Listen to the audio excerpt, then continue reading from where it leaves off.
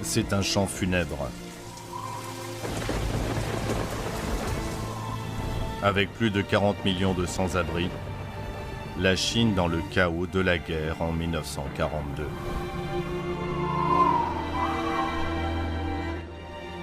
Les fumées des combats remplissent le ciel. Partout, des gens meurent de faim.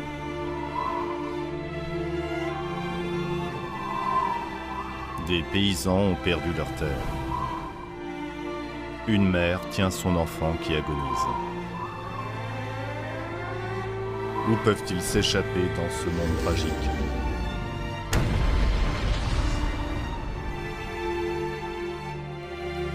Les regards sont des accusations silencieuses. Les plaintes des cris vers le ciel.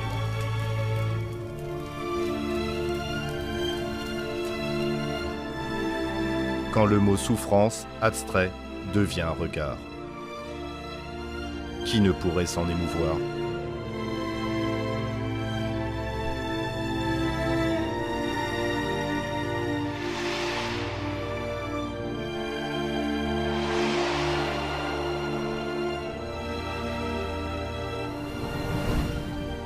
Les réfugiés sont un tableau de Tianzhahe. C'est la première fois dans l'histoire de la peinture à l'encre de Chine qu'une œuvre nous confronte directement à la souffrance.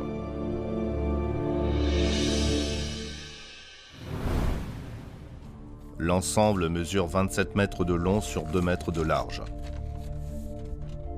La taille des personnages est proche de celle d'une personne réelle. L'artiste utilise une représentation réaliste pour rendre concrète et authentique la tragédie de la guerre. Mais cette peinture à l'encre et au lavis a été interdite, confisquée et partiellement détruite. Seule une partie du rouleau a survécu, mais sa légende va bien au-delà.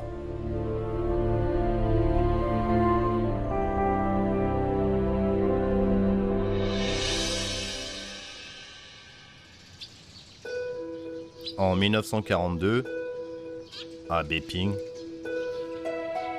des pauvres entrent et sortent de temps en temps d'une petite cour de la ruelle Zhugan.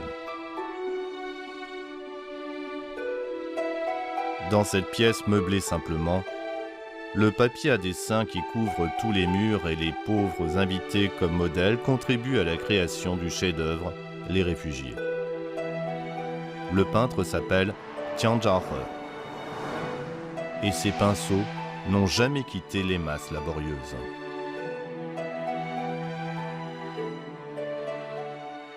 当年是1941年，我父亲呢带着他的学生一起到了南京和上海去画这些流浪在街头的难民。回到北平后，根据这些画稿把刘铭头的构架搭起来了。他要画出很多典型的人物，就要请模特，请模特花钱的。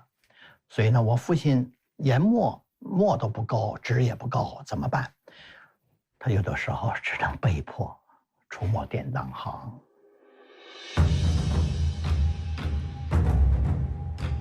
Avant de créer les réfugiés, Tianzhahe atteint une précision anatomique au pinceau et à l'encre après de nombreuses tentatives.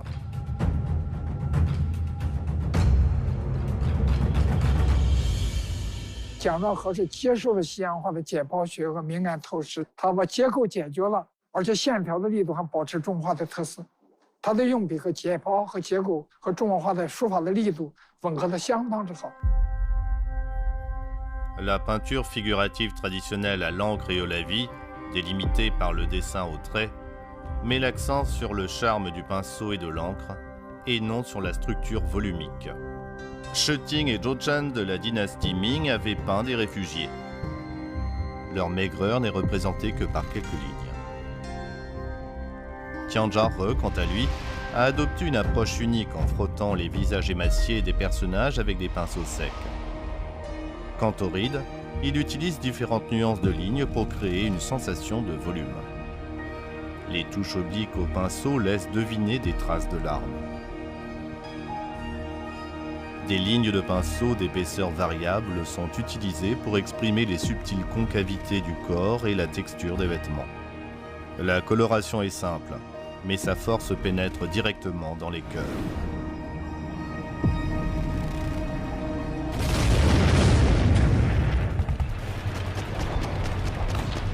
En 1937, la guerre de résistance contre le Japon éclate. D'innombrables personnes se retrouvent sans abri. Le cœur déchiré, elles quittent leur région natale. La faim et les maladies sont de fléaux inséparables. L'époque n'a jamais autant été plongée dans les ténèbres. Quand le pays est en danger, que peut faire un artiste ? La réponse de Tianjia-He était sans équivoque. Peindre l'histoire pour ne pas l'oublier.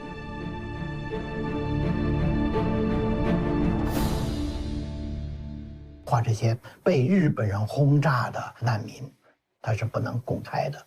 于是他一段一段的画，把轰炸的场面藏在箱子里，直到最后把整个大图用大头针别起来，屋子里放不下，一直串联到院子里面。我父亲才第一次看到这幅巨卷的样子。 La compassion, la crainte et la pitié apparaissent sous le pinceau de Tianjia-He.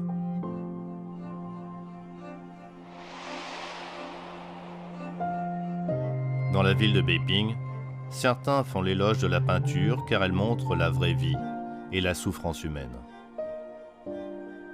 D'autres critiquent sa noirceur, qu'ils jugent de mauvais augure.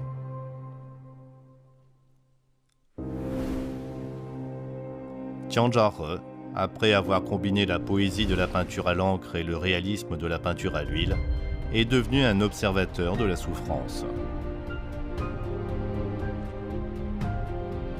En ces temps troublés, au rythme de l'encre et du lavis, la souffrance et la lutte sont immortalisées.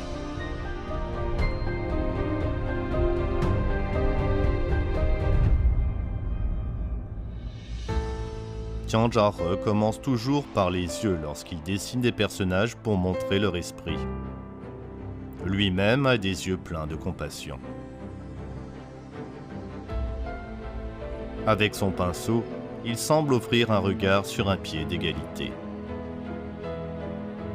En ces temps troublés, les gens ordinaires sont comme des fourmis. Je les vois, je les peins, et je m'en souviens.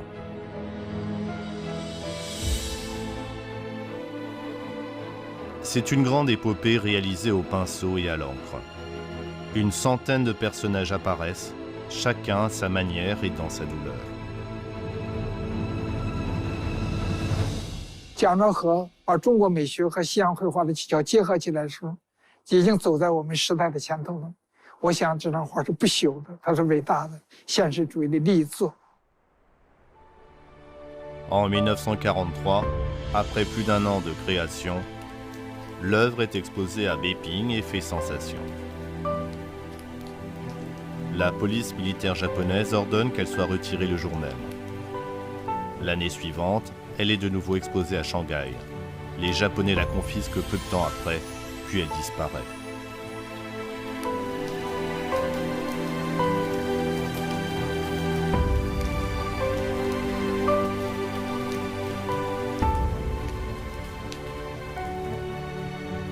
En 1953, le tableau est retrouvé, mais il est en mauvais état.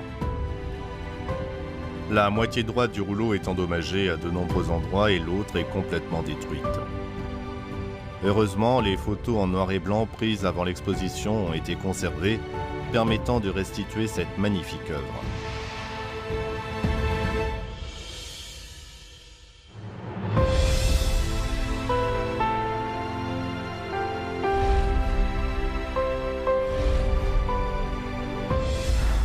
La seule copie intégrale existante de l'œuvre est conservée au musée de Luzhou.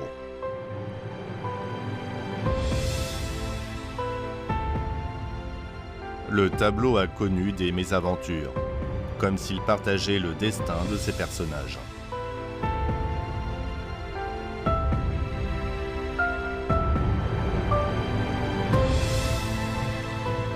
Aujourd'hui, la partie droite de l'œuvre originale, Les Réfugiés, a été restaurée. Elle est exposée au Musée national des beaux-arts de Chine.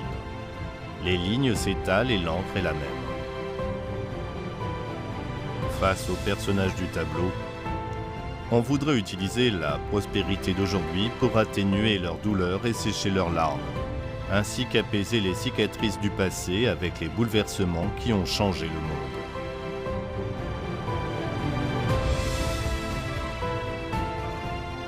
Rappelez-vous de l'histoire.